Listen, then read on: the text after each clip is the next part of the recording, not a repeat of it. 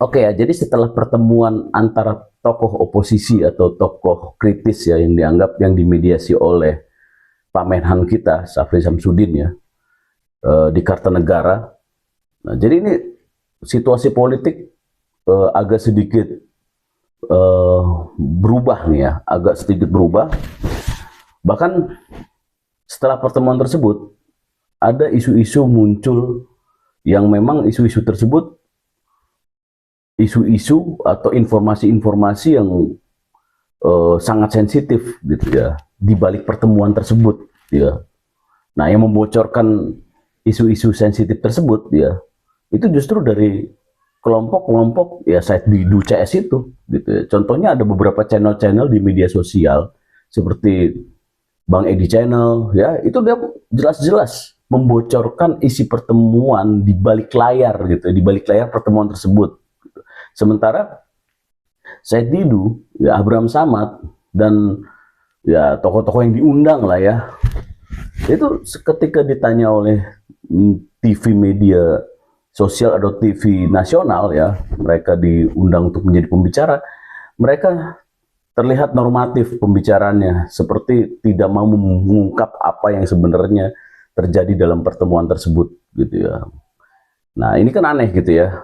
Mereka menjaga sekali isi pertemuan tersebut gitu. Tetapi di satu sisi ada timnya mereka semua yang melalui media sosial seakan-akan membocorkan apa yang terjadi di dalam pertemuan tersebut.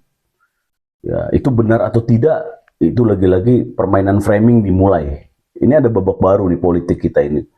Ya, saya menyoroti di channelnya Bang Edi itu, dia mengatakan bocorannya adalah salah satu yang dibahas adalah akan terjadi pencopotan Kapolri ya, Setio Sigit ya.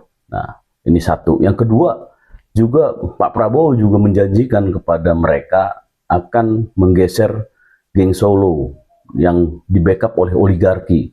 Ya, artinya dalam pembicaraan mereka itu atau pembicaraannya yang dituangkan di media sosial oleh channel-channelnya mereka, itu jelas-jelas memperlihatkan seakan-akan Pak Prabowo itu mau dikonfrontir dengan Pak Jokowi. Dan disepakat ya, karena apalagi dengan bahasa Pak Prabowo menjanjikan kepada mereka ya akan mengakomodir keinginan-keinginan mereka, tetapi jangan mengajari caranya ya. Coba di itu ya, kita lihat ya di apa media sosialnya mereka, channel-channel mereka itu semua ngomong hal yang sama gitu ya. Jadi apa benar gitu ya isi pertemuan yang di situ mengenai suatu pembahasan kebangsaan ya, suatu kemaslahatan umat, ada pembicaraan-pembicaraan hal seperti itu. Logikanya di mana? Bahkan di situ yang hadir ada timnya Pak Prabowo ya, Seskap ya, menteri, ada beberapa menteri gitu ya, dan ada undangan-undangan dari yang lain. Jadi nggak cuma pertemuan yang memang empat mata atau rahasia, enggak. Apa iya Pak Prabowo bicara seperti itu? Ini kan sebuah framing kalau menurut saya. Dan saya anggap dengan adanya pertemuan tersebut, ya ini menaikkan apa namanya aura atau semangat bagi kelompok-kelompok, khususnya kelompok-kelompok yang selama ini mau memecah antara Pak Prabowo dengan Pak Jokowi, gitu ya. Karena menurut mereka ini adalah sebuah kemenangan. Tapi benar nggak itu sebuah kemenangan? Gitu. Ini kita bicara politik ya. Ini dari saya ya, keyakinan saya, disclaimer. Jadi kalau menurut saya, apa yang dilakukan mereka, memang tujuan dari kritik yang selama ini dilakukan oleh mereka ya, itu kan kita tidak murni melihat mereka itu melakukan itu karena rasa nasionalisme, rasa ideologis. Ideologi yang dia keyakinan mereka tentang kebenaran. Kalau di politik, apalagi orang-orang politik, ya kita tidak bisa percaya dengan itu. Ada beberapa orang-orang di antara mereka melakukan hal tersebut, mengkritik dan ingin melakukan apa yang selama ini dilakukan adalah untuk kepentingan pribadinya. Ya, ya bagaimana dia mendapat perhatian secara nasional, itu kan keinginan orang-orang politik. Bagaimana dia bisa mendapatkan eksistensinya di dunia politik walaupun dia di luar dari pemerintahan gitu ya. Ini kan segelintir orang gitu ya, yang terus melakukan fitnah, hoax, ujaran kebencian yang konsisten yang mereka lakukan ya, melalui satu isu ijazah palsu ya. Bagaimana dia harus memecah ini gitu kan? Dan sekarang mereka berbangga hati diundang oleh Pak Prabowo melalui Menhan. Nah, Menhan ini kan orang pinter, orang dekatnya Pak Prabowo. Lagi zaman Soeharto juga Menhan ini memiliki tugas khusus. Di zaman SBY dia dipakai, di zaman Pak Jokowi karena dia memang jadi stafnya Menhan ya tetap dipakai kan namanya.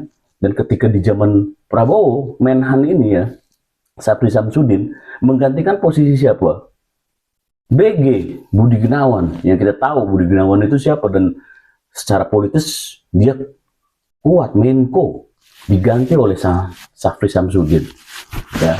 Dan ini adalah inner atau lingkaran terdekat dari kelompok Pak Prabowo ya. Jadi mereka bangga punya saluran untuk dimediasi oleh Pak Menhan ini menuju ke Pak Prabowo.